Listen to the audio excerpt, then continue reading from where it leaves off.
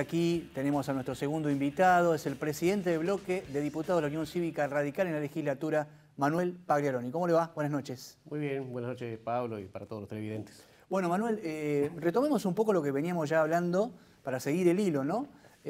Más allá que el programa se llama Sin Hilo, pero tratemos de seguir el hilo de lo dicho por Grassini. A ver esta relación con el gobierno, la postura de los bloques de la oposición. Usted preside uno de los bloques de la oposición. Hay temas que dice Grassini, a veces requieren algún tiempo legislativo, pero ustedes en general siempre han dicho que los temas por lo menos que consideran de urgencia y de fondo han tratado de acompañar y de última hacer las observaciones mínimas, ¿no? Sí, bueno, hay que convenir que este gobierno, digamos, que comenzó último, ¿no? Esta etapa, que comenzó en diciembre del 2019, tuvo, luego del receso de la legislatura, prácticamente de manera inmediata comenzó la pandemia y todas las consecuencias de la pandemia, así que allí hubo que desde la legislatura tomar varias decisiones. Primero, ¿qué hacer para legislar? Nosotros teníamos el problema de la pandemia, además un conflicto con los trabajadores, que también hay que reconocerles que desde hace varios meses no se está tomando ningún tipo de medidas de fuerza, pese a que están con los salarios 2 meses atrasados. Quiero en esto reconocerles, así como otras veces hemos opinado y hemos discutido con los representantes de los trabajadores, hoy debo decir que desde hace por lo menos 6 meses que no hay ningún tipo de medida. Sí, bueno, tuvimos que resolver esa situación, resolver lo de la virtualidad, que la verdad que era algo absolutamente novedoso, que costó mucho hacerlo, hubo que modificar el reglamento, bueno, una serie de cosas. Y en la relación con el gobierno, bueno, hubo algunas cuestiones que eran necesarias para el gobierno. De la misma manera que hicimos a nivel nacional como Juntos por el Cambio, se acompañó al oficialismo en las medidas que entendían que debían tomarse, por ejemplo, la ley de emergencia en materia sanitaria, que ahora está próxima a votarse nuevamente una prórroga de esta ley. Por 6 meses. Pero bueno, esto en su momento la verdad que era una cuestión que el ministro Puratillo nos manifestó que tenía urgencia. Nosotros entendimos que todos estábamos aprendiendo a vivir y a convivir en una pandemia y quienes tenían responsabilidades, particularmente en materia sanitaria, necesitaban algunas herramientas. Así que lo acompañamos, creo que se acompañó en forma unánime esta normativa y así algunas otras. Y otras, bueno, como decía recién Grassini, hay otras que llevan su tiempo, la evaluación de un pliego, por ejemplo, a veces es difícil llegar a los acuerdos, el oficialismo ha tenido sus propios problemas, digamos, porque si fuese un oficialismo ordenado, con 16 votos, que es con lo que llegó a la legislatura, diría que no necesitaría nunca de la oposición, o para cuestiones muy elementales y pocas, además, como sería, no sé, la designación de los ministros del Superior Tribunal de Justicia, que requiere de 18 votos, pero después para el resto, con el oficialismo le alcanzaba y le sobraba para administrar y para gobernar. Pero bueno, eso es un problema, ¿no? Deberían hablar más ellos que yo de este tema, pero claramente eso dificultó también la situación en la legislatura y el gobierno tuvo que necesitar tanto del bloque que llegó como Frente de Todos y del nuestro para algunas cosas. Creo que hay cuestiones que además le dan mayor complejidad a la vida interna de la legislatura, porque esto que usted me hacía recordar recién, lo estaba escuchando, esta atomización de bloques, porque lo han sufrido todos, los 3 bloques que llegaron, ninguno está igual que como fue electo. ¿Qué explicación hay para esto? 7 bloques tenemos hoy. Sí, hoy hay 7 bloques, la verdad que es una situación bastante difícil de sobrellevar. Obviamente cuesta mucho más llegar a acuerdos, ni hablar de quienes somos minoría. Nosotros somos 2 diputados radicales sobre 27. 24 son de selección justicialista en diferentes bloques, y luego un diputado que llegó junto a nosotros por el PRO, que también está con un bloque unipersonal. Así que claramente que esto es difícil. Creo que en los últimos años, y al no haber liderazgos marcados en ningún espacio político, hace que sucedan estas cosas, ¿no? Cuando gobernaba, no sé, Carlos Maestro de esta provincia, no le sucedía el bloque mayoritario del radicalismo.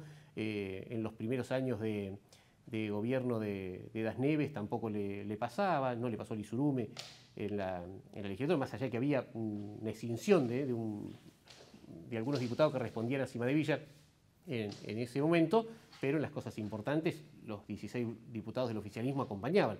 Bueno, esto ha cambiado con el tiempo. Claramente ni Linares, que fue el candidato a gobernador por el justicialismo, ni Arcioni, que lo fue por esta otra facción de peronistas, ni nosotros hemos tenido un liderazgo claro que lograra amalgamar a todos. Bueno, lamentablemente suceden estas cosas. Yo creo que esto con el tiempo va a cambiar, que cada partido está atravesando una transición, una renovación, como en el caso de nuestro partido, que seguramente después lo hablaremos, y allí creo que se van a acomodar un poco más las cosas. Pero bueno, venimos en etapas de transición, así como creo que el gobierno de Arcioni está haciendo una transición, porque por muchos errores propios, recién Grassini lo minimizaba, pero la verdad que los problemas del pago de salarios en Chubut no empezó con la pandemia, empezó 8 meses antes, o 9 meses antes. Entonces, digamos, hubo errores y muy importantes de parte del gobierno para llegar a esa situación. La pandemia claramente los aumentó. Y la legislatura tuvo que aprobar sucesivos endeudamientos el año pasado que fueron muy discutidos para ir saldando, porque por un lado uno podía cuestionar que la provincia se siga endeudando, pero por el otro estaba la urgencia de los empleados públicos que tenían que cobrar. Absolutamente. Mire, nosotros tenemos siempre como bloque de la oposición y particularmente los radicales, una difícil posición, que adoptar una difícil posición cuando se trata de endeudamientos para el pago de salarios. Porque por un lado siempre hemos sostenido que no es una buena alternativa endeudarse para pagar gastos corrientes. Ahora, la alternativa a no hacerlo es decirle a los trabajadores que no van a cobrar en término o que van a tener más atraso del que ya tienen. Entonces allí, más allá de las cuestiones partidarias, nosotros ponemos por encima el bienestar de los trabajadores. Nadie vive cómodo teniendo un mes de sueldo atrasado, 2 meses, o llegó a haber 3 meses de salario atrasados.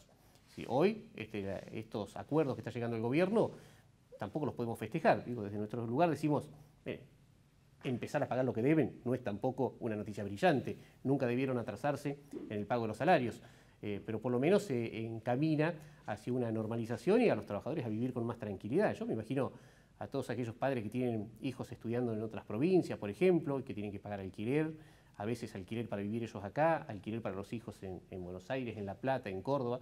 ¿Cómo han podido hacer todo este tiempo para resolver esa situación? Yo creo que en muchos casos esos estudiantes han tenido que volver a la provincia, así que las consecuencias del atraso salarial van mucho más allá de una cuestión de calendario, si se cobra antes o se cobra después, y claramente el gobierno tiene responsabilidad en esto. Tema de agenda inmediata que le preguntaba recién a Grassini, el pliego de Arnaudo, ¿ustedes tienen una postura fijada? ¿Lo van a analizar? No, lo vamos a analizar. Lo conocemos, por supuesto, Arnaudo, por su paso allí por el Instituto de Seguridad Social y Seguros. Nosotros hemos tenido muchas reuniones con Arnaudo, digo, la totalidad de los diputados, lo hemos convocado en muchas oportunidades, siempre ha mostrado predisposición, como la muestra también Grassini, Antonena. La verdad que no podemos en eso negar que siempre se prestan para las consultas de los diputados y que la mayoría de las veces, les debo decir, son en un tono alto de discusión. En el caso de Arnaudo para el banco, la verdad que nos enteramos hace muy poquitos días de esta propuesta que se hizo pública. Entiendo que el gobernador estaría remitiendo en estos días el pliego a la legislatura. Por lo menos hoy no tomé yo conocimiento que hubiese ingresado, probablemente lo haya hecho. La postura nuestra es que en la Comisión de Asuntos Constitucionales, que además la preside mi compañera de bloque, el propuesto para presidir el banco asiste a una reunión, como asistió en su momento Alvaredo, y recién allí se tomó una determinación. Y yo te digo, el caso Alvaredo no fue el único que demoró. Antonena hace unos años también se envió el pliego a la legislatura, yo no era diputado allí, y nunca se aprobó. Es decir, es difícil lograr consensos.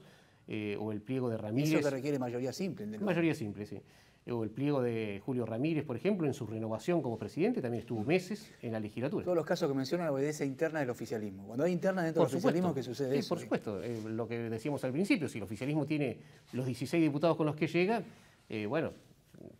no necesitaría prácticamente de la oposición.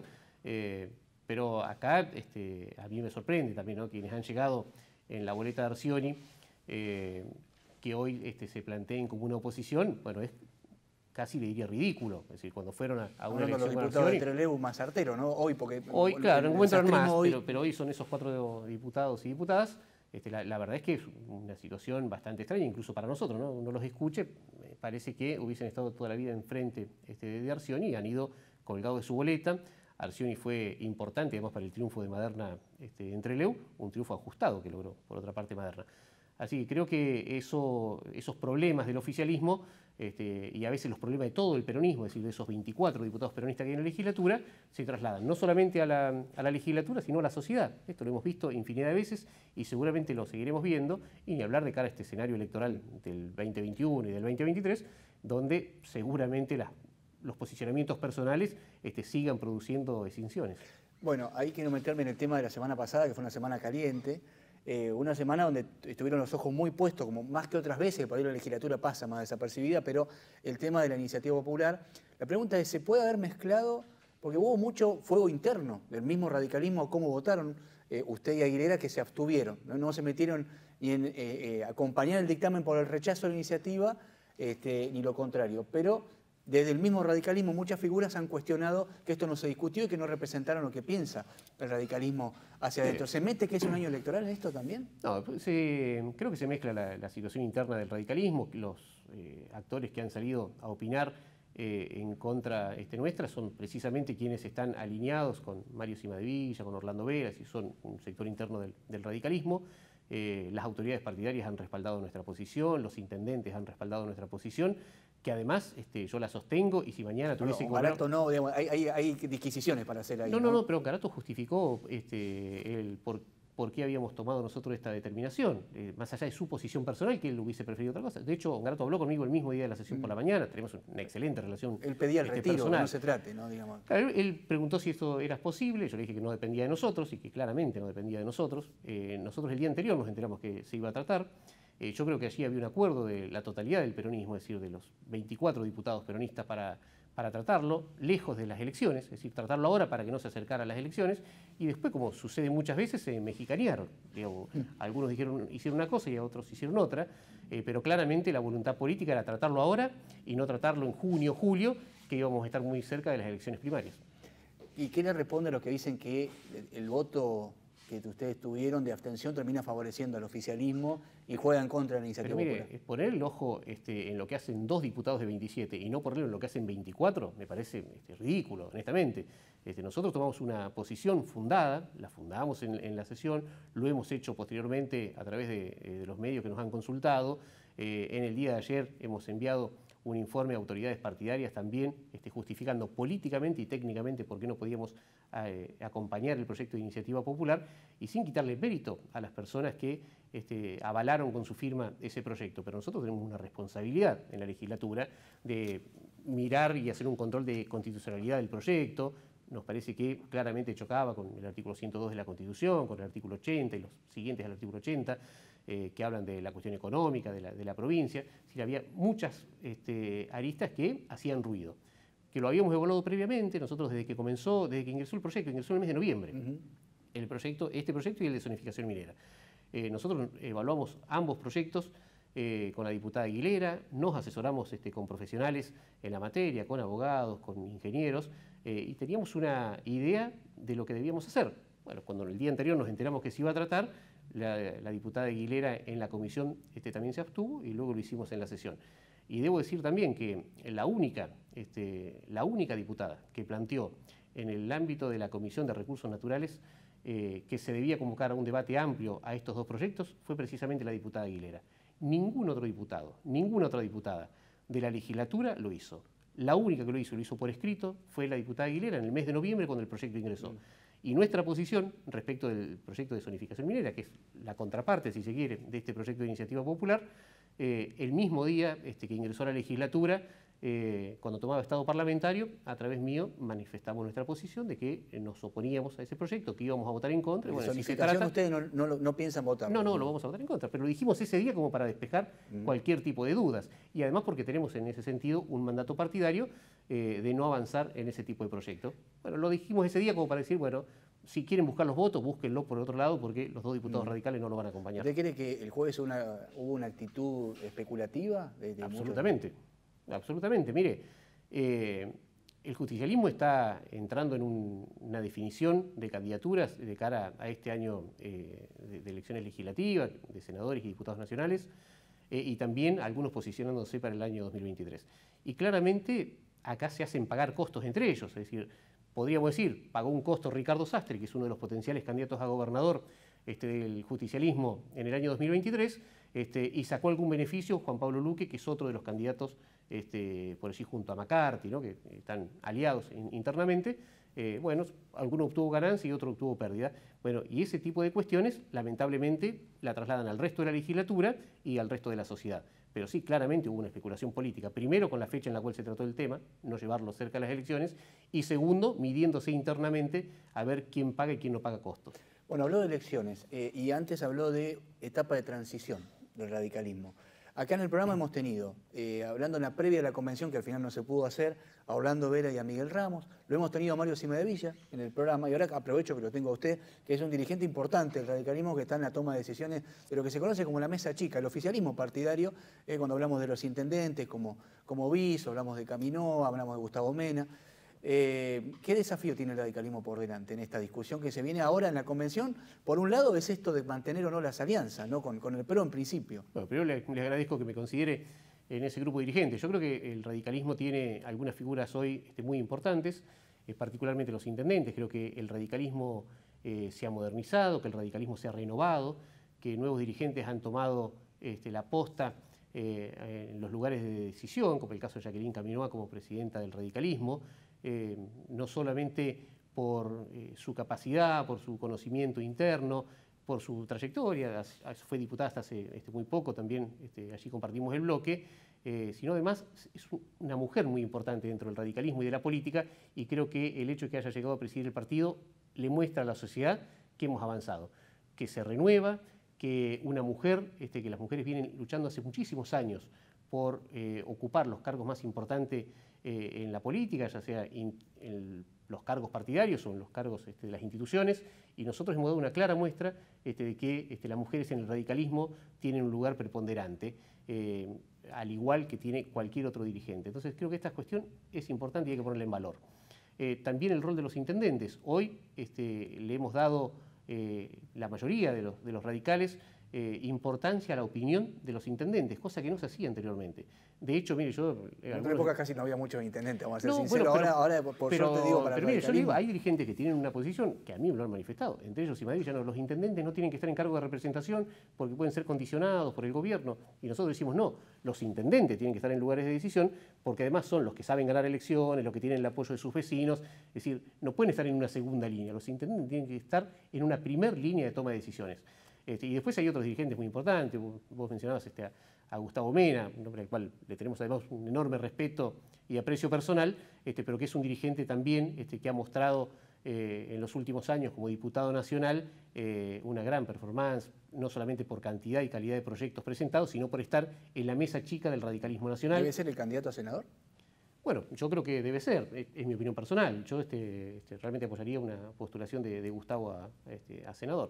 Así creo que en ese camino, digamos, el radicalismo tiene una pata muy importante de nuevos dirigentes que están ocupando responsabilidades, que están tomando decisiones y lo están haciendo bien. Y después tenemos un radicalismo más viejo, un radicalismo que desde los años 80 viene tomando decisiones, como el caso de Cimadevilla, que es un dirigente que ya debió ocupar otro rol y no el de permanentemente intentar encabezar listas legislativas, ¿no? Porque no intenta ser candidato a gobernador ni intendente, intenta ser senador. Bueno, creo que eso habla a las claras de que no hay un compromiso de generar un proyecto político fuerte como lo hizo, por ejemplo, Gustavo Mena como candidato a gobernador o lo hacen los intendentes encabezando los proyectos locales. Creo que ese radicalismo es un radicalismo que pasó, que quedó en el tiempo y que hoy es el lugar de este radicalismo renovado y nosotros obviamente estamos acompañando a ese radicalismo. Mire, yo no soy uno de los principales dirigentes. Los principales dirigentes son los intendentes y la presidenta del partido, no me cabe ninguna duda. La discusión que planteaba Cimadevilla es esto de ¿para qué seguir en una alianza? Dice, a ver, discutamos, por eso se quiere la convención, que está difícil de organizar, la verdad, en esta época, pero dice, demos la discusión de para qué vamos a seguir y con quiénes vamos a ir en una alianza. Fácil, es muy simple esta discusión. El radicalismo solo o el PRO solo, los dirigentes de la coalición cívica, otros espacios políticos, si van a una elección de manera dispersa, si dividen los votos de la oposición, claramente le hacemos el juego y somos funcionales al kirchnerismo y al peronismo. Bueno, lamentablemente Cimadevilla está en esa lógica, de serle funcional al peronismo y al kirchnerismo. De hecho, vean sus declaraciones, no critica al gobierno nacional, solamente critica a algunos del gobierno provincial, a otros no porque tiene alguna cercanía, y critica mucho a los radicales y al PRO. Bueno, es sorprendente que así sea cuando claramente nuestro adversario es el peronismo y el kirchnerismo particularmente. Así que allí está claro que quienes creemos que debemos consolidar un espacio opositor unido, tratando de que todos los partidos de la oposición, o la gran mayoría, formen parte de un mismo espacio político para disputar las elecciones del 2021, somos los que estamos en este grupo que mencionamos anteriormente. En esta elección legislativa se ponen en juego 3 bancas de senadores. Ninguna ocupa nuestro espacio político hoy. De hecho, la perdió Cimadevilla en el año 2019. Creemos que la posibilidad para tener 2 bancas en el Senado es precisamente yendo en un espacio amplio como espacio opositor. Y no hacerlo nos va a condenar a ir a disputar o una sola banca o ninguna. ¿Y usted cree que es posible, como en otros momentos de éxito de este tipo de listas, iban integrados? Había listas de unidad. Usted, me parece, no sé, mi impresión es que ese escenario no pareciera darse ahora. Todavía no Uno lo ve a Cimadevilla, por un lado, con su lista, y después, no sé, con el PRO, ¿ustedes creen que puede haber una posibilidad de Yo creo que hay posibilidades todavía primero, de concretar el frente electoral, que nosotros, además del PRO, creemos que debe haber otros espacios políticos en los cuales seguramente va a haber conversaciones en las próximas semanas. En ese ámbito, si lográramos una lista única o mayoritaria, sería lo ideal, ¿no? Entre dirigentes del radicalismo, del PRO y de algún otro espacio político. Lógicamente, cualquier afiliado a cualquier partido político que integre ese frente puede presentar una lista. Yo creo que es muy difícil que Cimadevilla integre una lista de unidad, porque con los espacios políticos que se está conversando, bueno, no es una figura en la cual confluyan muchos. Así que creo que puede haber una lista encabezada por él y una lista encabezada o integrada por otros espacios políticos, en la cual yo creo que obtendría un amplio acompañamiento de los votos de Juntos por el Cambio. Así que bueno, esperamos, nosotros vamos en ese intento. Lo van a intentar, sentarse con la gente del PRO y ver si se puede. Por supuesto. Sí, por supuesto. Además tenemos una buena relación con el presidente del partido, con concejales que tienen ese espacio político, con dirigentes no solamente de la provincia, sino dirigentes del ámbito nacional. Hay intendentes que se han reunido con Larreta, ¿no? Sí, bueno, en el caso de Damián Bis, hace muy poquito se reunió con el jefe de gobierno de la Ciudad de Buenos Aires, que es sin duda hoy el referente más importante, pese a no ser el presidente del partido, pero es el referente más importante del PRO. Es sin duda, creo, uno o el más importante de todo el espacio político de Juntos por el Cambio, y creo que todos esos diálogos son positivos, son buenos, creemos que podemos llegar a consensos y además todos tenemos la responsabilidad de hacer ese intento. La última, ¿cómo se resuelve la convención? Primero, ¿quién apoya? No sé si entre Ramos y Vera tienen Miguel Ramos, sin duda. Miguel Ramos seguramente, bien. ¿Y cómo se resuelve la convención? Como le gusta el radicalismo, son muchos, le gusta históricamente sentarse, discutir, pasaba en el Congreso del PJ también. Le genera un desafío. El otro día creo que el Chusotto hizo una... Nosotros tenemos casi 120 convencionales. A eso hay que agregar las autoridades partidarias, los diputados, los intendentes, que vamos a hacer nuestro informe de gestión. Así que es realmente difícil pensar hoy en una reunión de carácter presencial, ¿no? Sobre todo porque los casos de COVID aumentan, la gravedad de los casos aumenta. Miren, el año pasado realmente muy pocas personas conocidas estuvieron internadas, entubadas, y creo que ninguna persona, al menos cercana a nosotros, falleció. Sin embargo, este año ya tenemos varias personas que están en una situación crítica, algunos que han fallecido. Es evidente que ha recrudecido la situación del COVID. Intentaremos hacer como partido la convención, si esto mejora, de manera presencial. Hay muchas limitaciones para hacerla de forma virtual y además nos exponemos permanentemente a impugnaciones.